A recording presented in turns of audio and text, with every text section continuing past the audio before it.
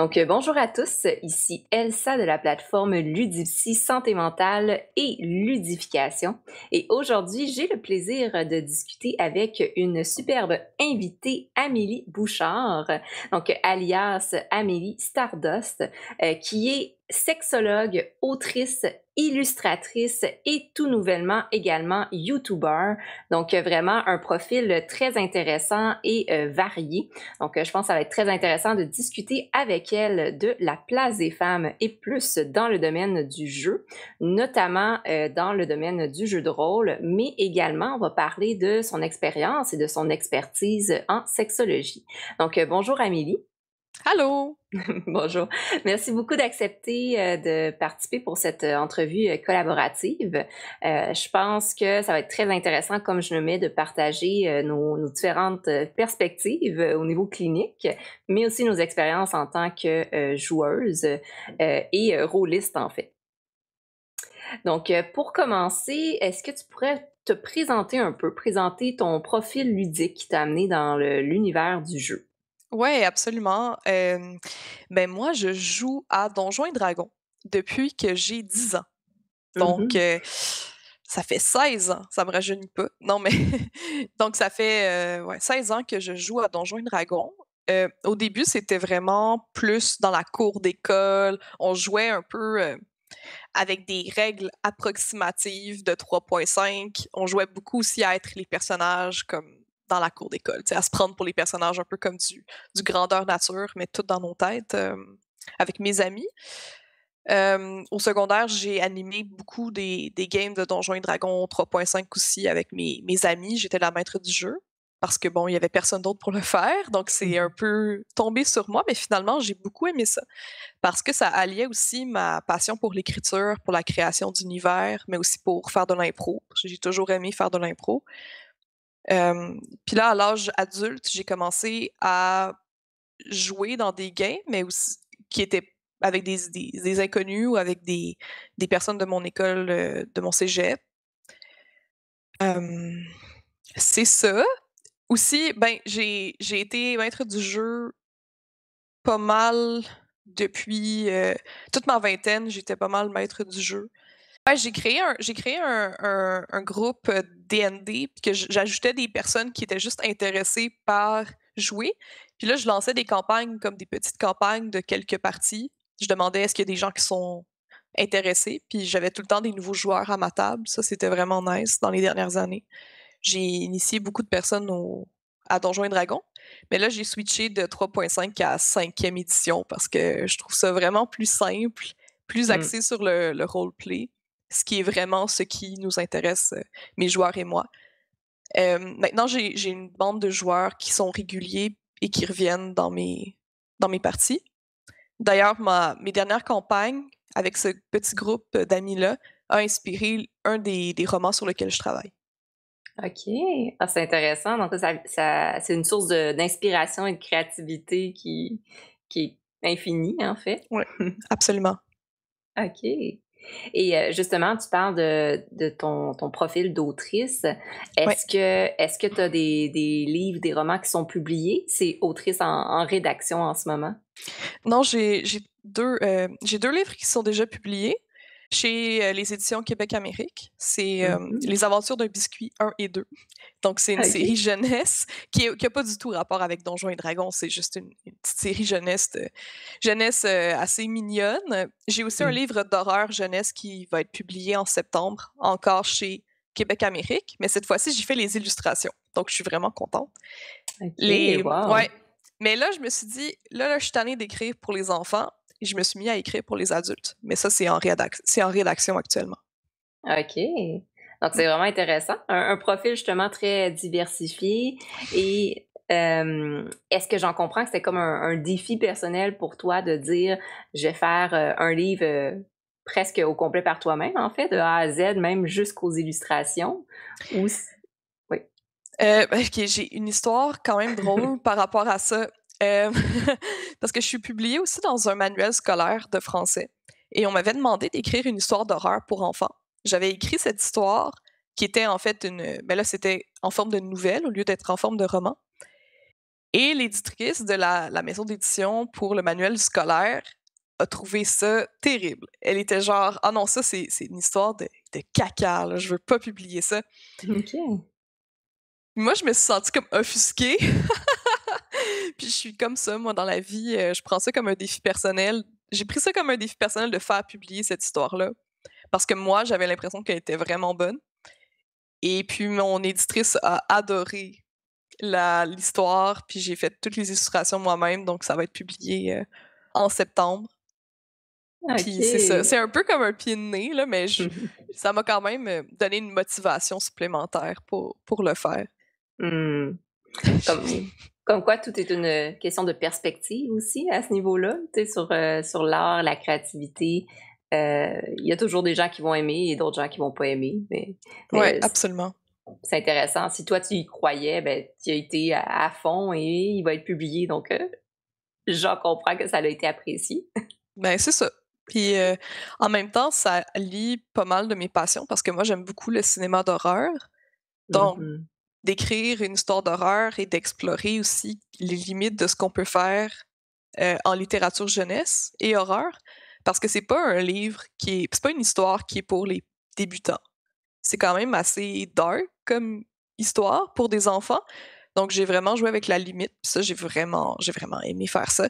Je crois que l'éditrice des éditions pour le manuel scolaire avait raison quand même dans le fait que c'était pas une histoire qui était nécessairement appropriée pour un manuel scolaire parce que les élèves n'ont pas le choix de lire l'histoire qui est proposée par le professeur. Et si les enfants sont vraiment peureux, je pense que Mmh mh.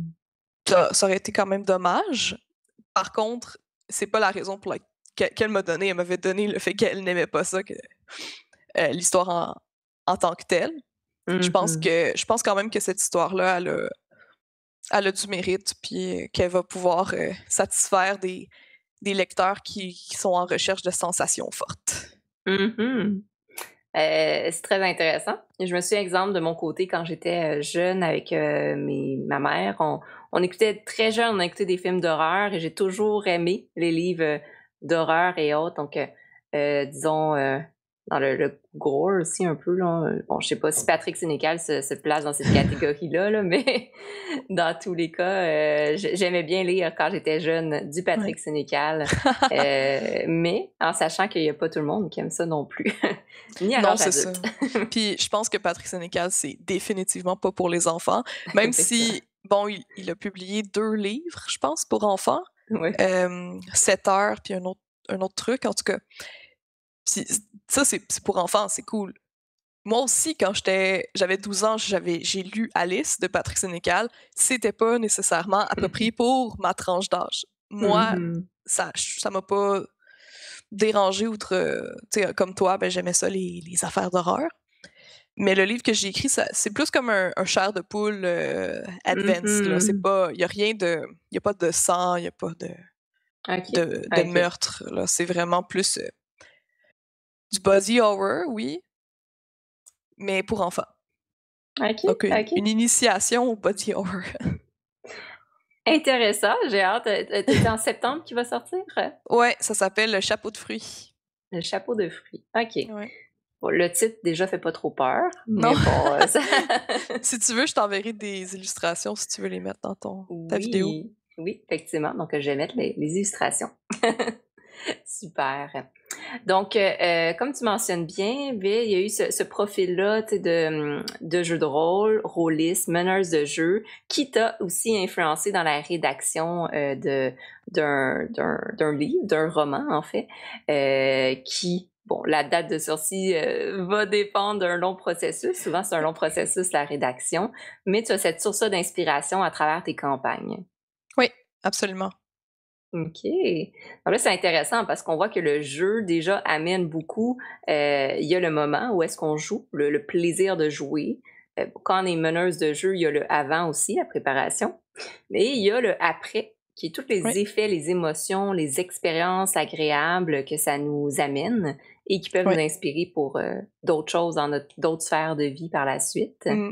Moi, j'ai la chance d'avoir des joueurs qui sont vraiment impliqués puis émotionnellement dans les parties. Donc, c'est sûr que moi, d'un point de vue de créatrice qui aime faire vivre des émotions au travers de mes histoires, ben c'est vraiment enrichissant, puis c'est vraiment valorisant.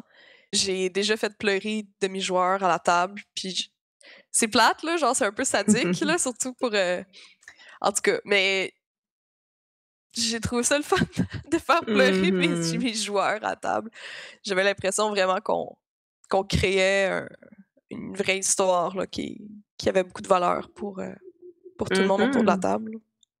On est quasiment dans un grandeur nature où est-ce qu'on incarne tellement nos personnages, qu'on vit les émotions de nos personnages, puis on co-crée une histoire justement en temps réel.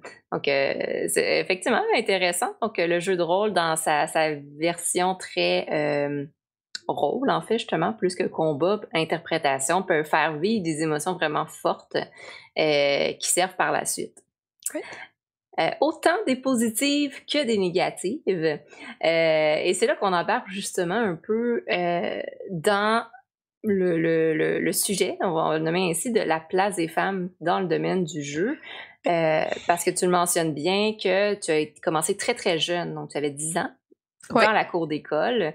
Est-ce que tu as, à travers ton cheminement dans le jeu de rôle, est-ce que tu as vécu des expériences un peu plus difficiles ou est-ce que ta représentation en tant que femme a eu un certain impact là, sur le jeu de rôle? Ben, je vais commencer par expliquer un peu mon deal avec les jeux de société, ben, les jeux de rôle quand j'étais plus jeune. Puis encore aujourd'hui. Moi, je me suis toujours questionnée par rapport à mon genre. Quand j'étais préadolescente, adolescente, j'avais l'impression que en fait, j'étais un garçon. Donc, tous mes personnages que j'ai joués, c'était des gars. C'était des hommes. Puis j'explorais, en fait, le genre au travers de ces personnages-là. J'essayais des choses. J'étais comme, est-ce que je suis bien là-dedans? Est-ce que je suis plus à l'aise quand je suis un personnage gars que quand je suis moi-même? Donc, ça a été vraiment quelque chose qui a appuyé mon questionnement. Finalement, je suis quand même correcte avec le fait d'être une femme. Je suis bien dans mon genre. Je me le suis approprié aussi. Mais ça a vraiment été important pour moi. Qu'est-ce qui est dommage, c'est que la première fois que j'ai joué un personnage de femme, c'était dans une game au cégep avec c'est tous des gars, en fait, qui étaient autour de la table. Et on jouait une partie où tous les personnages étaient des vilains. Donc, on était des méchants. Et moi, ben, j'avais choisi la succube parce que... Puis on était des monstres, en fait.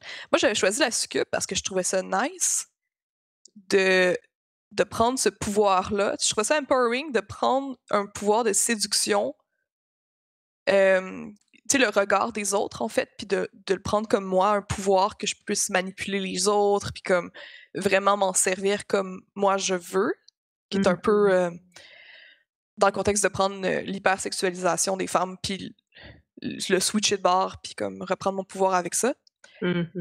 Sauf que ça n'a pas du tout été comme je voulais. La première scène de mon personnage, c'est que j'ai rencontré des orques. Puis moi, je voulais en faire mes henchmen, un peu comme mes faire-valoir. Donc, j'ai essayé comme de les séduire, mais ils ont juste comme... Ils ont fait une agression sexuelle contre mon personnage. Puis ça a été décrit par le maître du jeu, qui était un homme que je ne connaissais pas beaucoup. Puis j'étais la seule femme autour de la table. C'était tous des hommes. Puis moi, ben, c'est la première fois que je joue un personnage femme. Je suis la seule femme. Mon personnage, c'est la seule femme. Puis c'est ça qui s'est passé. Comme la première chose que mon personnage subit, c'est une agression sexuelle. J'ai pas consenti à ça. J'ai pas consenti à ce que mon personnage ait ce genre de violence-là. La personne qui a décrit ça avait aucune idée de si moi, c'était un sujet qui était sensible. Donc, c'était vraiment pas un safer space. Moi, personnellement, puis pour vous qui écoutez à la maison, truc de pro, quand je suis DM, je demande à mes joueurs et joueuses, au début, dans la session 0, si on veut, qui est une session où on n'est pas en personnage, je leur demande si, premièrement, qu'il y a des trucs qui sont hors sujet, comme qu'ils veulent pas qu'on aborde, qu'il y a des sensibilités, puis qu'ils peuvent me le dire en privé. Et moi, en tant que DM, je prends sur moi de pas mettre mes personnages dans des situations qui sont comme qui ont des fortes chances d'être traumatisantes. Donc, aucune violence sexuelle, c'est pas ça. Le but, c'est d'avoir du plaisir. Mhm. Si mes joueurs sont dans un processus de guérison puis qui ont envie de voir le jeu de rôle comme une genre de thérapie puis ils veulent qu'on aborde ces thèmes-là, ça doit être consenti par tout le monde puis ça doit être dans cette optique-là. Puis moi, de toute façon, en tant que DM, je pense pas que je serais à l'aise de le faire. Mhm. Parce que ça me tente pas, moi, de décrire ça. Puis j'ai trouvé ça très étrange. Ben, plus qu'étrange, là, je me suis pas sentie en sécurité. Que ce soit la scène que choisisse de décrire le DM, qui est un dude que je connais pas, du cégep. Puis moi, j'avais genre 17 ans. C'était vraiment, c'était vraiment whack, là. Effectivement.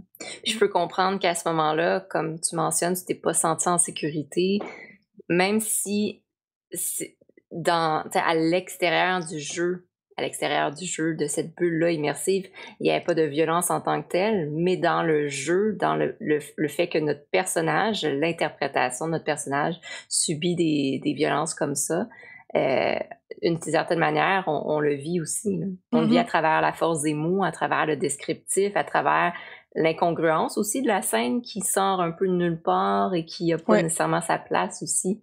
Euh, Ouais, ben le fait que ce soit pris aussi à la légère par les personnes autour de la table, puis qui écoutent ça, puis qui rigolent un mhm, peu, c'est pas agréable. En plus, qu'est-ce qui est vraiment malheureux, c'est que moi, ben, j'étais pas préparée, j'étais pas aussi forte que je suis présentement pour pouvoir mettre mon pied à terre et me lever et m'en aller de cette partie-là. J'ai décidé de choisir un autre personnage au lieu de continuer avec ce personnage-là pour éviter de subir d'autres genres de violences mhm. sexistes, en fait. Parce que si j'avais été un incube, je pense pas que je me serais fait agresser. Un incube, c'est la version masculine d'une succube. Je pense pas que ça serait passé comme ça. Je pense que je me serais fait tabasser, mais peut-être pas agresser sexuellement. Mhm. Fait que Effectivement. ouais, c'est ordinaire. Fait que j'ai choisi un personnage masculin. OK. Ouais. Donc, tu te sentais plus en sécurité à ce moment-là, d'avoir ce personnage-là masculin. Ouais. OK. Puis j'en comprends, puis je pense que c'est important de nommer cet exemple-là, puis de nommer aussi qu'est-ce qui s'est passé à ce moment-là.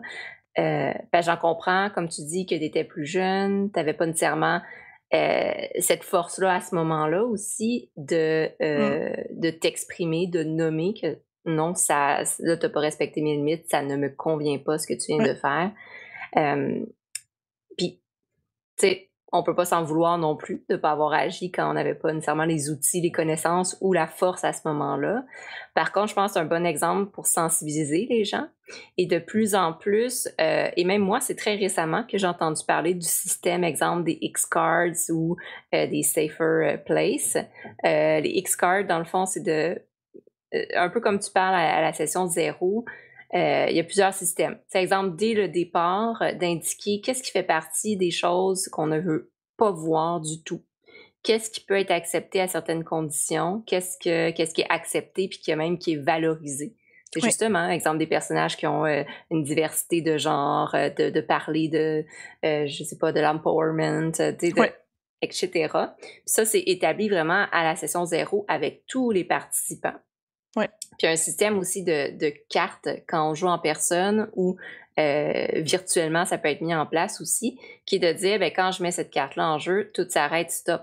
On stoppe ce qu'on est en train de faire. Le maître du jeu, la meneuse de jeu s'arrête. Et là, on prend le temps de voir. Ça veut dire qu'il y a quelqu'un qui n'est pas à l'aise avec ce qui est en train de se passer. Mm. Puis de nos jours aussi, avec bon, on est à distance majoritairement, théoriquement. Donc, à travers certains forums, exemple, si on joue avec Discord, ben, il y a moyen d'écrire en message privé aussi, de dire code rouge ou code, tu sais, code jaune, où je me sens Ouais. pas à l'aise pour, si on se sent pas à l'aise justement de s'exposer devant tout un groupe, il y a des systèmes des signaux, des symboles qui existent pour faire signe au meneur ou à la meneuse de jeu pour dire comme là, non, là, je me sens plus en sécurité. Ouais. Absolument. Le rôle du maître du jeu, c'est non seulement de créer l'univers, mais c'est aussi de s'assurer que l'espace et le fun pour tout le monde, en fait, que c'est plaisant. Parce que ça reste un jeu. Mhm. Qu'on y accole des, des affaires d'exploration de genre ou de création d'univers et tout ça, c'est cool, mais ça, c'est extérieur au fait que ce soit un jeu. Ça doit rester un jeu. Puis Mhm. si t'as pas de plaisir pendant une game parce que tu te sens pas bien, ben c'est plus un jeu. Exactement. Puis je pense quelque chose qui vient beaucoup avec l'expérience des meneurs et meneuses de jeu, mais aussi avec la sensibilisation que de plus en plus par rapport à ces sujets-là aussi, dans l'univers du jeu. Donc, Mm. c'était beaucoup mis de côté ou c'était moins d'actualité ou moins nommé, en fait. Tu autant dans le jeu vidéo, jeu de société, jeu de rôle, il y avait moins d'importance, on va le nommer comme ça, malheureusement, accordé à ça. Mais là, vu que ça prend vraiment de plus en plus d'importance, c'est mis de l'avant. Il y a des systèmes, puis il y a des outils concrets qui sont mis en place avec la Oui. sensibilisation. C'est vraiment d'aller chercher ces outils-là et de pas, en fait, de pas craindre de les mettre de l'avant, là, dès Mm. le départ, là. Absolument. Je pense que c'était quand même des problèmes qui étaient présents, mais que les personnes, soit qui sont marginalisées, soit les femmes, et pourtant qui font plus que 50% de la population, étaient mis de côté par l- la culture de ces jeux-là, les communautés et tout. Moi, j'ai jamais été vraiment dans des communautés de jeux de rôle. J'ai toujours été la personne qui était l'instigatrice du jeu, là, qu'est-ce qui se passait Mhm. dans mes cercles d'amis. Mais je pense que c'est vraiment une question de pas avoir écouté, puis de pas avoir voulu entendre parce que c'était vraiment un boys club. Mhm. C'est que les gens ils disent: «Ah ouais, mais non, il y avait une fille, moi, que je connais qui jouait il y a 20 ans». Ouais, puis c'est comme une fille, comme arrête là. Tu sais, Mhm. c'était un boys club, les personnages, tout qu'est-ce qui est jeux vidéo et tout, ça a toujours été sous le male gaze pour les hommes hétéros, par des hommes hétéros. C'est juste que là, on essaie d'être un peu plus ouvert, puis tu sais, rien n'empêche aux personnes qui aiment jouer des dungeon crawling où il y a pas beaucoup de roleplay, où ils font des jokes, sexistes ou whatever, de le faire entre eux. C'est juste que si tu veux avoir, une femme ou des personnes comme des diversités sexuelles de genre ou que tu veux juste comme essayer d'avoir un safer space en général, ben, il faut prendre des mesures pour. Mhm. Effectivement. Je pense que tu le mentionnes, bien. Dans le fond, ça dépend aussi de l'intention, du meneur, de la meneuse de jeu, mais de peut-être clairement indiquer les intentions pour Oui, pas laisser sous-entendre que c'est un espace sécuritaire quand au final, ça l'est pas, là. oui, Ce que tu as vécu, par exemple est un exemple. Tu sais, j'imagine à travers, tes autres expériences de jeu, tu as réussi à passer au travers, tu as vécu d'autres expériences plus agréables. oui, Heu, Par contre, pour certaines personnes, ben, ça peut être un frein à juste totalement arrêter le jeu de rôle ou même vivre un certain traumatisme par rapport à ça. mmh, Puis, et là, on part d'une activité qui, comme tu disais, qui est à la base plaisante. On est là pour s'amuser. Tu sais, on s'attend pas à subir une agression sexuelle, par l'entremise de notre personnage quand on s'en va à une soirée de jeu de rôle.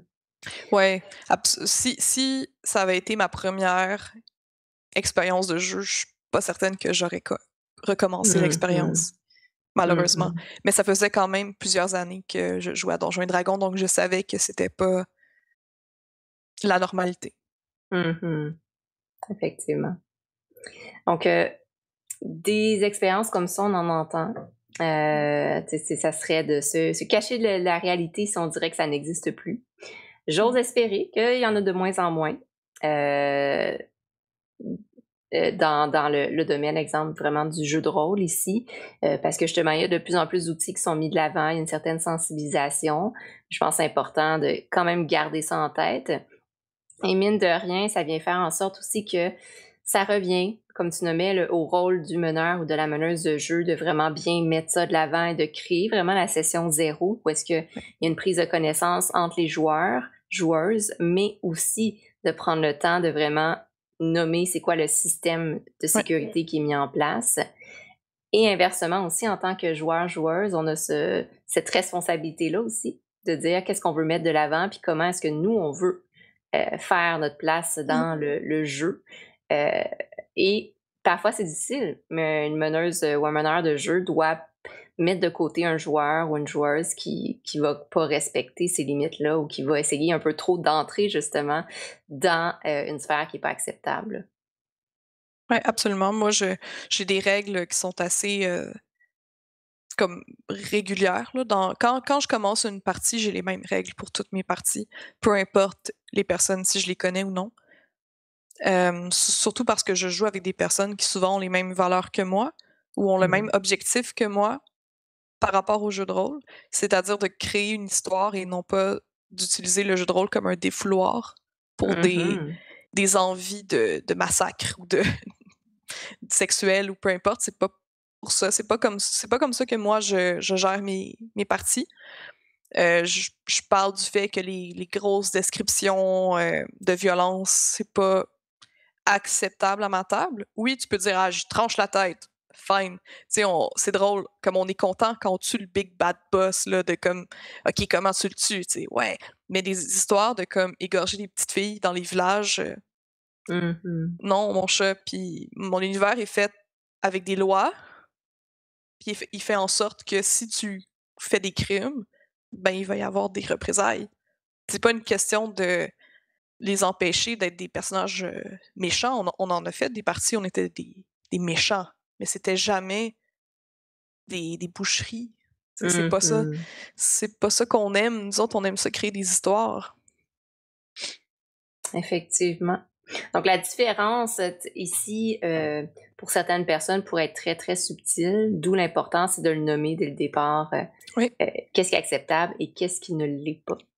Donc, Mmh. un message à tous, joueurs, joueuses, meneurs de jeux, meneuses de jeux, rôlistes, et cetera. Toujours garder ça en tête, l'importance de vraiment prendre le temps de nommer clairement, puis que si vous êtes, mal à l'aise ou autre de le nommer au départ, parce que c'est vrai qu'à la session 0, on connaît pas, on connaît pas nécessairement les autres joueurs, joueuses et la meneuse de jeu.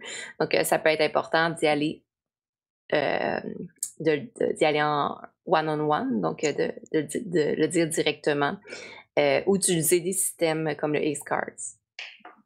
Donc, c'est vraiment, merci d'avoir partagé cette expérience-là. Je pense qu'il y a plusieurs personnes qui l'ont vécu. De mon côté, ben, je croise les doigts. J'ai été chanceuse d'une certaine manière de ne pas avoir vécu d'expérience aussi irrespectueuse. Je pense que c'est Ouais. c'est un terme. J'ai joué effectivement majoritairement avec des hommes. Ça m'est arrivé des moitié-moitié, 50-50. J'étais bien contente. Mais dans tous les cas, je pense que j'étais chanceuse d'être avec des personnes qui étaient assez respectueuses à ce niveau-là et qui avaient bien mis les limites dès le départ. Puis quand c'est arrivé qu'il y avait des joueurs qui ne respectaient pas, ben c'est des joueurs qui ont été exclus du jeu parce que, comme tu as nommé, ça reste que c'est un jeu puis c'est pour le plaisir. Oui. Tu sais, Puis, si tu veux jouer à oui, Fatal, go ahead. Je sais pas si les gens savent c'est quoi.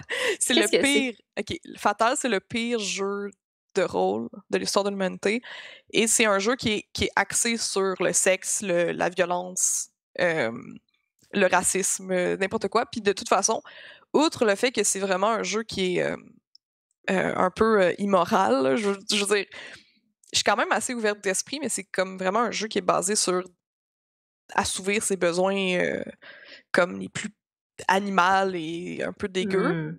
Hmm. Mais c'est aussi injouable parce qu'il faut que tu roules tout. Fait que faut que tu roules ta classe. Donc, tu as la possibilité d'être un marchand de choux ou un guerrier. Mais là, ça OK. mais tu roules aussi la taille de tes organes génitaux puis des trucs comme ça. C'est vraiment dégueulasse. Moi, je vous encourage à aller lire il y a eu des reviews, genre des critiques de ce jeu-là hilarantes qui sont en ligne. Oui, oui, oui. Donc, voilà. Mais si vous voulez jouer à ce jeu, vous faites ça avec vos amis, c'est correct. C'est une question de quand vous voulez impliquer les nouvelles personnes, il faut être plus sensible à ce qui se passe. Puis aussi, peut-être juste se questionner pourquoi est-ce que vous iriez vers cette voie-là. Qu'est-ce que ça vous apporte? Ça pourrait être vraiment des bonnes questions aussi. Mhm. Tu nommais sur le coup, je j'ai pas reconnu, mais effectivement, je connais, j'ai pas joué, j'ai pas lu encore sur le jeu, mais on en a déjà parlé dans justement les pires jeux, en fait, le Ouais. pire jeu qui, heu, qui est même pas bon, en fait, comme tu as nommé, qui n'est pas jouable, en fait. Donc, Non, c'est c'est juste pas jouable. un jeu qui a été conçu pour, d'une certaine manière, si je me trompe pas, montrer un peu les extrêmes Ouais. du jeu de rôle. Mais C'est l'équivalent d'un film d'exploitation des années 70, mais en jeu de rôle. Fait que c'est vraiment particulier. Je l'ai jamais... En fait, j'ai ouvert le PDF, mais juste pour voir. Puis c'est long, c'est plate à lire. Genre, c'est vraiment... C'est des centaines de pages de règles qui sont nécessaires. C'est pas des règles un peu optionnelles comme dans Donjons et Dragons. T'sais, Donjons et Dragons, t'en as beaucoup, des centaines de pages, mais c'est... Les règles de base, ça tient sur une page. C'est juste que... Ouais, non. Je sais pas pourquoi je parle de Fatal, mais en tout cas, je pense que je voulais le mentionner. C'est comme un factoïde drôle, là. En fait, oui, effectivement. C'est à la limite, c'est une forme quasiment de l'humour noir par rapport au jeu de rôle parce qu'il est pas bon, personne n'y joue, mais tout le monde veut le connaître parce que c'est juste tellement ridicule. C'est l'extrême de ce qu'on veut pas voir. C'est exactement. C'est un stéréotype de stéréotype. Ouais, vraiment. Donc, ça pourrait s'appeler Murder Hobo, le jeu. Comme le pire... En tout cas, c'est le pire jeu. Donc, en fait, ce qu'on est en train de vous dire, c'est de ne pas y jouer. Fait qu'allez pas voir ça, finalement. Écoutez-nous. Bref. Mais bon, tu nommais bien dans ton expérience avec le jeu de rôle. Et là, à travers ça, ben, tu as vécu d'autres expériences plus agréables.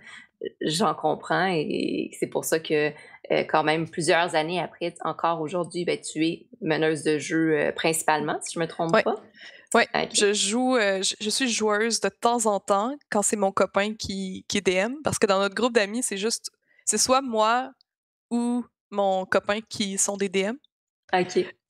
Donc, c'est rare qu'on joue ensemble. En fait, on joue une game en ce moment en ligne où on est joueurs tous les deux, on en a profité. Ça, c'est vraiment fun. Mais d'habitude, je suis maître du jeu. OK. Et t'as-tu une préférence pour l'un ou l'autre ou vraiment d'alterner entre les deux, c'est plaisant? Alterner, c'est plaisant. J'ai l'impression que je suis plus à l'aise dans le rôle du maître du jeu. Parce que j'aime beaucoup créer des univers.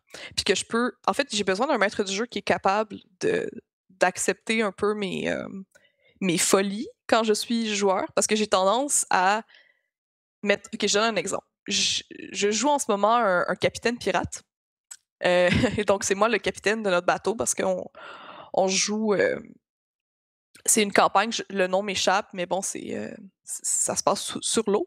C'est une nouvelle campagne. C'est dans l'univers de Critical Role aussi. Okay. Bon, je suis un maître pirate, puis là, mon maître du jeu a dit puis là, vous avez 3 matelots.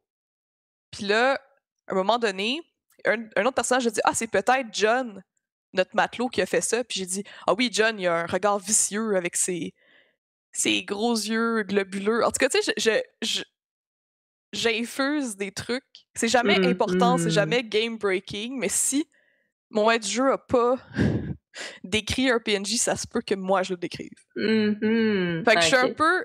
Je suis pas là... Genre, il faut que j'aille un maître du jeu qui est correct avec ça.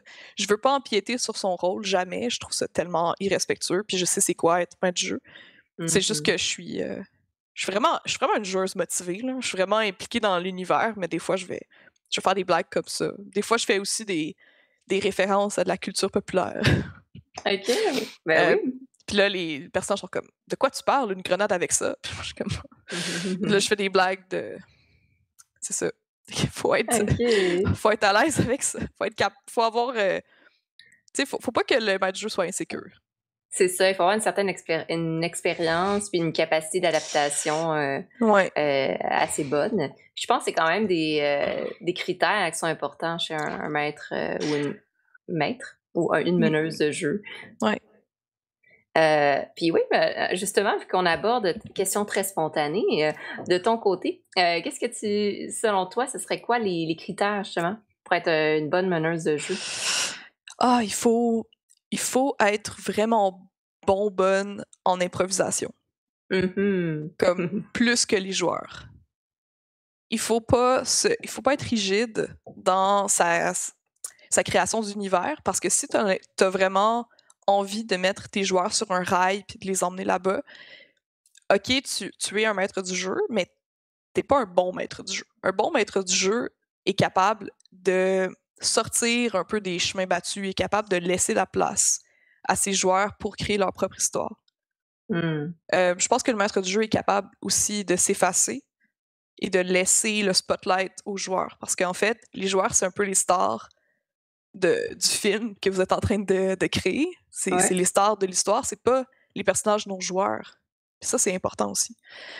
C'est des personnes qui ont beaucoup d'imagination, qui sont créatifs, puis qui ont aussi une grande sensibilité et de l'empathie.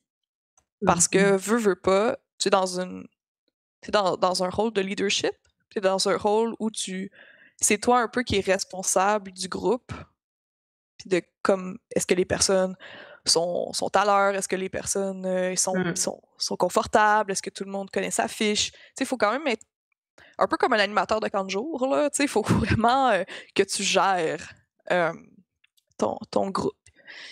Donc, c'est beaucoup des qualités de leadership. Ouais. OK, très intéressant. C'est intéressant effectivement, donc ce côté-là, improvisation, cette capacité-là, comme tu dis, à mener, mais tu sais, sans non plus être trop autoritaire ou trop restrictif parce que c comme tu le nommais bien, tu sais, c'est une histoire, ça se co-crée avec les joueurs et Ouais. ces joueurs, c'est leur espace à eux, en fait. Donc Mhm. il faut, une structure, mais pas une structure qui est trop, rigide ou, étouffante. Non. Donc et ça, ben, il y a des gens qui l'ont naturellement, mais la majorité du temps, ça se peaufine et ça se crée, à travers l'expérience. L'essai-erreur un peu. Ouais. C'est un beau défi. De mon côté, un jour, je vais en arriver là, mais le saut fait peur, Ouais. justement parce que, dépendamment des joueurs, si un joueur est plus expérimenté que, la meneuse de jeu, ça peut être difficile parce que, comme tu mentionnes, exemple de ton côté, ben, vu que tu as beaucoup d'expérience avec, un meneur ou une meneuse de jeu qui serait débutante, ça serait peut-être plus difficile parce que Mhm. la personne serait déstabilisée. Oui, mais je veux pas revenir sur ce que j'ai dit parce que oui, j'assume ce que j'ai dit, mais quand même, je pense que une personne qui a quand même une certaine sensibilité, comme je prétends avoir, va quand même moduler son jeu Mmh. par rapport au maître du jeu. Je pense que même en tant que joueur, un de tes objectifs, c'est que les autres personnes aient du plaisir, Mmh. que ce soit de travailler en équipe avec les autres joueurs et non pas contre eux, et aussi de mettre de l'eau dans ton vin. T'sais, si le maître du jeu dit quelque chose, ben c'est ça. Puis si t'es pas d'accord, ben tu iras lui parler après. C'est correct. C'est Mmh. parce que le maître du jeu, c'est le maître du jeu qui décide c'est quoi les règles. Si le maître du jeu décide que il te donne avantage, même si t'aurais pas eu avantage, ben c'est peut-être parce qu'il est un peu tanné du combat puis qu'il veut qu'il finisse, puis qu'il veut que tu réussisses. Fait que ferme ton clapet, là, puis accepte. Tu sais, c'est comme moi, j'en ai eu des joueurs, tu sais, qui me challengeaient à la table, puis moi, je je fais juste dire: «Regarde, c'est un jeu, là». Puis comme Mmh. moi, je suis là pour, qu'on ait du plaisir, puis peut-être qu'il y a une raison pour laquelle est-ce que je choisis de faire semblant que cette règle n'existe pas en ce moment. Donc je pense qu'il faut quand même être flexible, que ce soit du côté du maître du jeu ou du côté des joueurs. Ouais, effectivement. Pour qu'un lien de confiance aussi se crée entre, tous les membres de l'équipe, là. Ouais, absolument. Puis il y a aucune gêne en tant que nouveau DM, puis je dis pas ça pour essayer de te convaincre d'être DM, mais un peu. Mmh. euh, il y a aucune gêne à se tourner vers la personne qui a plus d'expérience, qui est un joueur, puis dire: Mmh. «Hey, c'est quoi déjà la conversion de pièces d'argent en pièces d'or?» ou peu importe, le Ah jeu oui, dans ça lequel c'est tu joues. Moi, c'est sûr, toutes mes références, c'est Donjons et Dragons, mais ça peut être pour n'importe quelle règle, puis la mmh. personne fait juste te dire: «Ah, c'est ça». Ouais. Ou de dire: «Hey, attendez une petite seconde, genre prenez un 5 minutes, allez faire pipi. Moi, je vais aller regarder les règles vite, vite, parce que j'ai oublié». Puis c'est correct Mmh. d'oublier, c'est pas grave ça.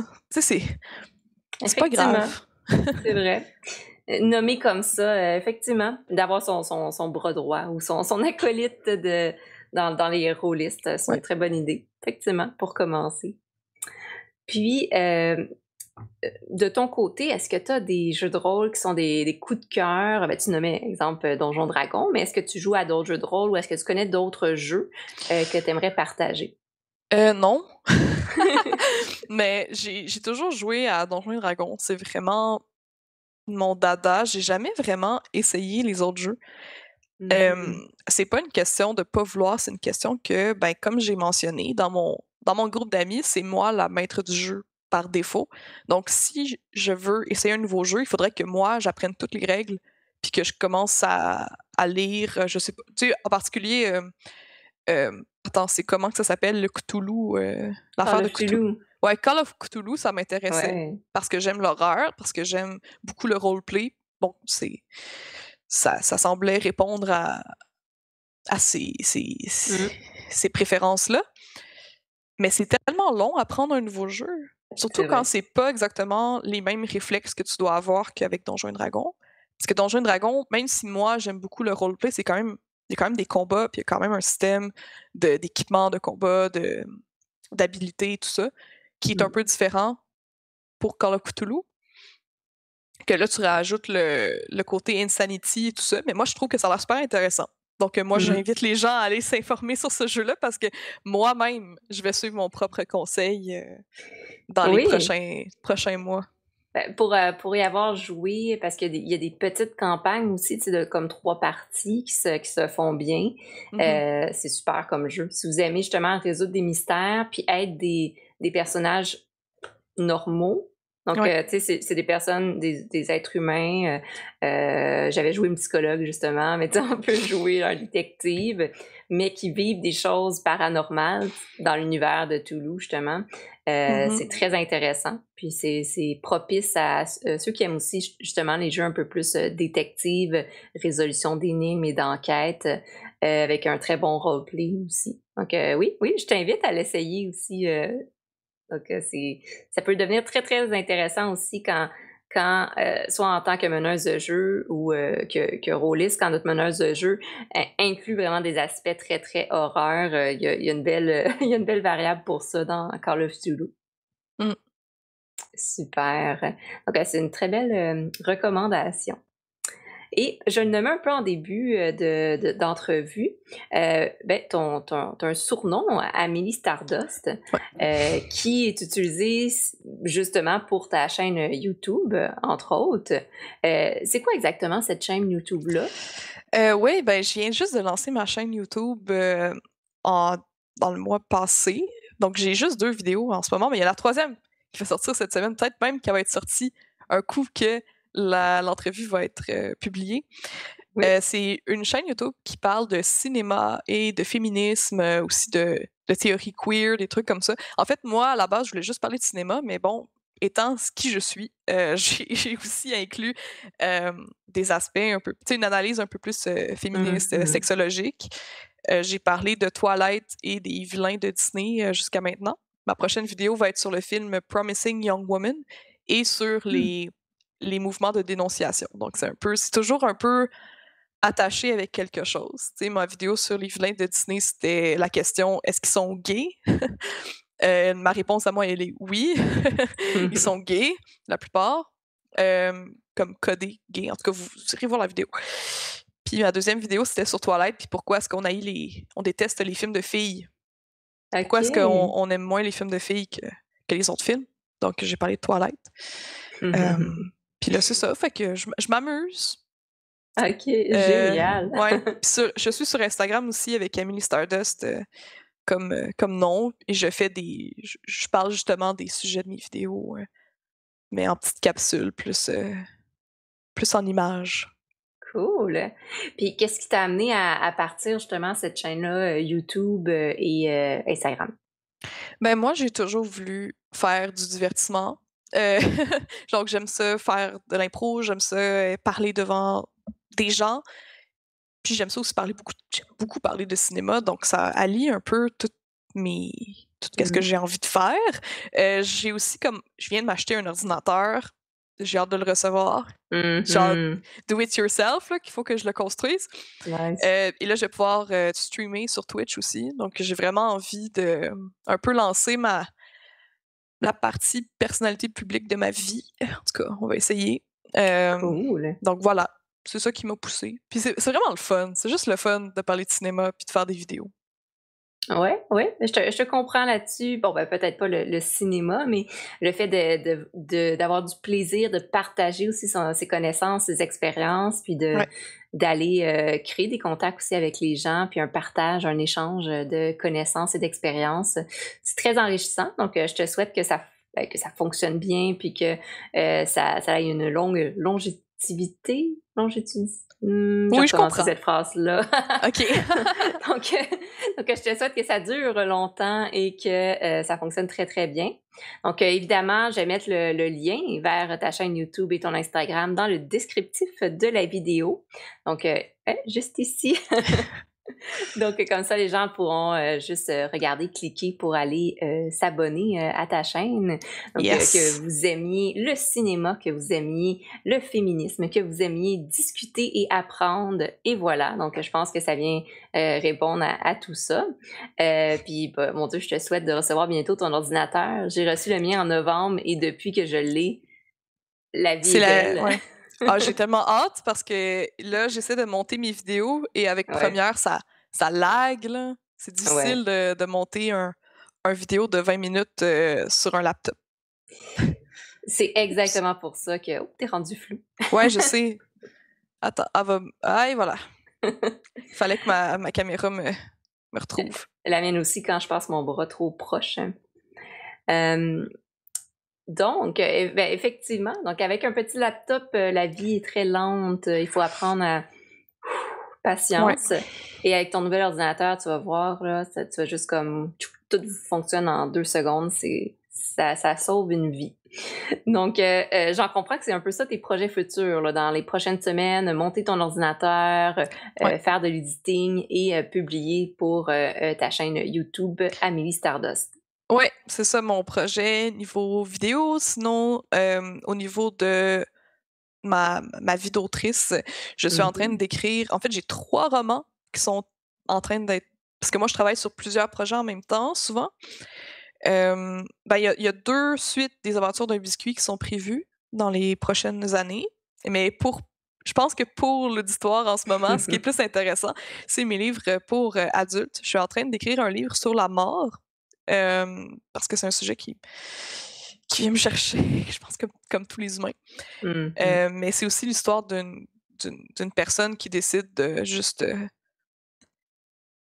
s'en foutre un peu. Tu sais, comme faire le YOLO puis un peu, Mmh dire: «Ah, je mh. meurs, ben, je vais faire ce que je veux». Fait que ça, c'est intéressant et j'écris aussi un livre qui se passe sensiblement dans l'univers de Donjons& et Dragons, mais qui est un peu modifié parce que bon, j'y mets du mien, c'est mon univers créé, mais c'est vraiment, fantasy médiévale où on suit, la perspective de plusieurs personnages, donc plusieurs personnages qui sont queer.